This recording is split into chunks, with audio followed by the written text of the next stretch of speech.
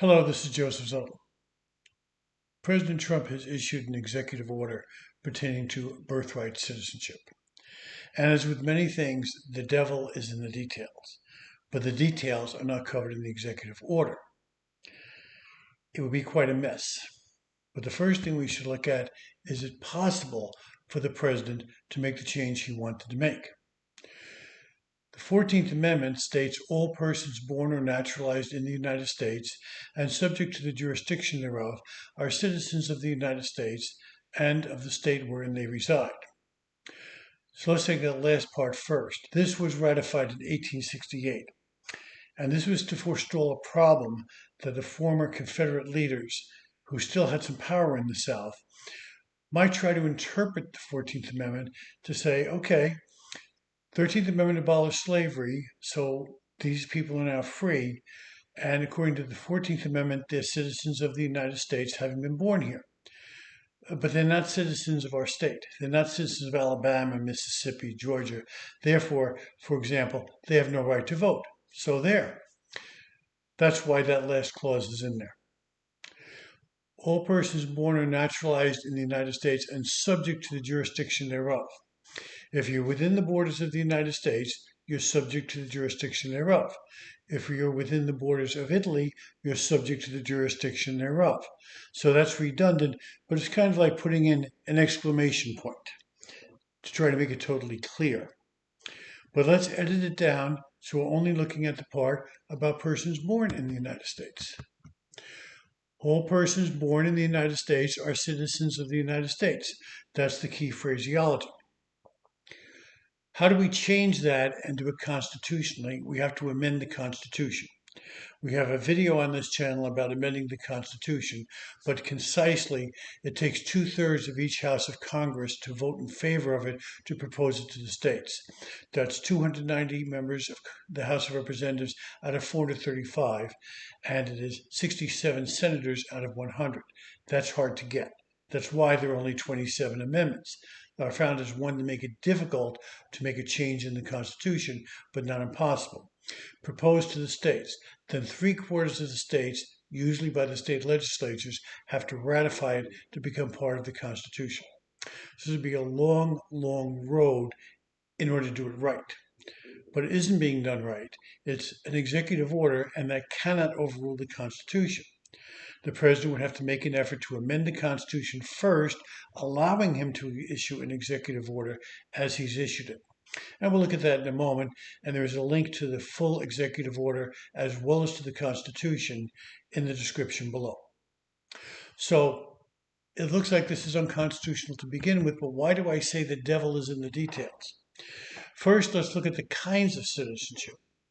We'll look at 4 kinds. One is jus soli, the right of soil, birthright. Where you're born, that's where you're a citizen of.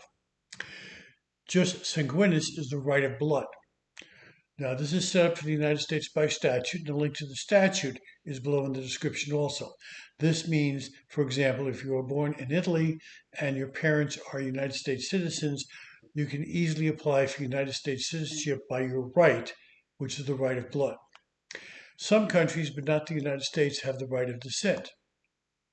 The right of descent, for example, in Ireland, if you were born in the United States or any country that isn't Ireland, but one of your parents was born in Ireland, either one, then you can apply for citizenship as an Irish citizen by right of descent. That only goes 1 generation back, but it is a provision that is there. The United States does not have this. The 4th possibility is you're a legal immigrant, and eventually, after you've gone through the waiting period, you take the test, you take the oath, and you become a naturalized citizen with all the rights and privileges of every other citizen except to run for president, for which you must be a natural-born citizen. So we can set that particular point aside for right now. We have 4 types of citizenship, of which 3 exist in the United States. So what is the basic problem? If this was to become law, if we were to have a constitutional amendment that permitted this executive order to have the force of law. So where is the basic problem? First, we're going to have to issue 2 different kinds of birth certificates in every jurisdiction in the United States that issues birth certificates, of which there are thousands. Counties, sometimes cities. One kind of birth certificate will say, this baby was born in this hospital and is a citizen of the United States. The other will say, this baby was born in this hospital but is not a citizen of the United States. This baby who is born in the hospital, who is not a citizen of the United States, where are they a citizen of? Any place? If the parents were citizens of a particular country and that country had right of blood, then they could apply for that child to become a citizen of that country, but still apparently a legal resident of the United States. But what if they're from two different countries? Does the child become a citizen of both countries, or does one take priority? Or we may have a situation where neither of the parents' countries have right of blood, and therefore the child is a citizen of no place. If we say the child is a lawful resident of the United States but not a citizen, is not a citizen of any place, is there a path by which that child, as he or she gets older, can apply for citizenship, take the test, take the oath, and so on? But those laws on the books right now refer to immigrants, and this child is not an immigrant. So we're going to have to rewrite all those laws. This has not been discussed in the executive order.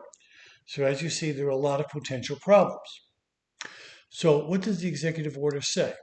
Part 1 of the executive order says, when that person's, that's the baby, mother was unlawfully present in the United States and the father was not a United States citizen or lawful permanent resident at the time of said person's birth. So we'll stop here for a moment and say someone who is in the United States legally, lawfully, but is not a permanent resident could be somebody on a student visa, a tourist visa, a business visa, but those aren't permanent. The next operative clause says when that person's mother's presence in the United States at the time of said person's birth was lawful but temporary, such as the visas I've discussed, and the father was not a United States citizen or lawful permanent resident at the time of said person's birth. Now, we know who the mother is. That's fairly easy. We don't have to do a blood test to determine if this is the mother of the baby who is just born from her. So we would need the new mother to present perhaps her passport, her birth certificate, her immigration papers, her citizenship papers, to get the child one step closer to being declared a United States citizen. But then there's the question of the father. Somebody steps forward and say, I am the husband of that woman, I am the father of that child, and she is the mother of that child. Here is my documentation. But how do we know that's the real father? Perhaps there was an act of adultery. Or perhaps there's an act of fraud. The father, the real father, was not a U.S. citizen or lawful permanent resident at the time of the baby's birth, but pays somebody off to say, I'm the real father and here is my documentation. Now that's fraud. Now how do we handle all of this? The only way I can see is we do a blood test on every baby born in the United States and every man who purports to be the father. We had 3.6 million births in the United States in 2025. So double that for the number of blood tests. So that's a lot of blood tests.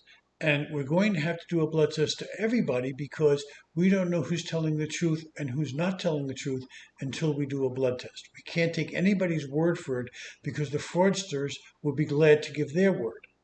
Who's going to pay for the blood test? Will it be the mother? Will it be the person who represents himself as the father? Will it be the state, county government? Will it be the federal government? This also is not explained in the executive order. But for this to work, we'd have to prove who the father is and then get the documentation from that father if the father has that documentation. For the mother, fairly easy to figure out who it is. Please post your comments, and here are some additional videos available now on this channel. Be sure to like, subscribe, and click the notifications bell so you don't miss any of the new videos we'll have coming up. Thank you for joining me today.